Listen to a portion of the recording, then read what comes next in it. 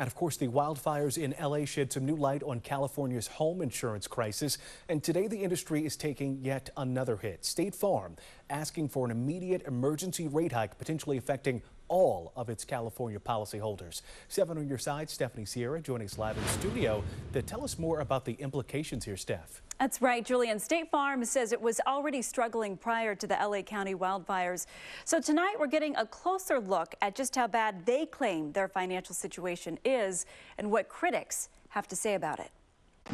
In the wake of the LA fires, State Farm sent this letter to the California Department of Insurance, warning of its, quote, dire financial situation, requesting approval for an emergency rate hike. An average 22% increase for homeowners, a 15% increase for condo owners, and a 38% spike for rental dwellings. State Farm's having trouble remaining profitable in California, and a big reason is that the claims, the cost of doing business have gone up. State Farm is the country's largest insurer, responsible for 20% of the premiums in the areas affected by the LA wildfires. The company says it's received more than 8,700 claims and has already paid $1 billion to customers. When there are claims, it's more expensive to repair the homes or even have to rebuild a new home from scratch. Construction costs, construction materials, those prices have gone way up. But critics say State Farm refuses to provide proof it needs the hike. This request is really outrageous.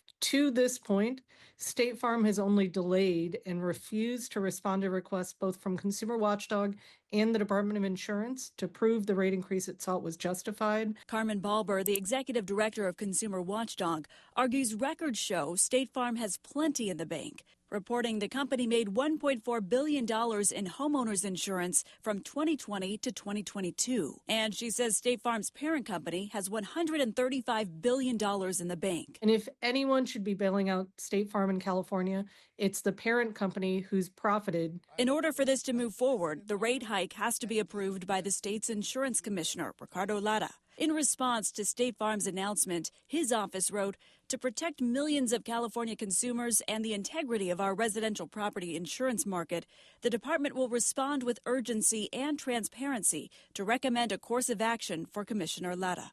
It's shameful for State Farm to be trying to take advantage of this tragedy. Now, State Farm was already granted a 20% rate increase in March of last year. 4 months later, the company requested another 30% hike last July, but that one was never approved. So today's rate hike request would amend that one. And Julian, if approved, it would go into effect May 1st.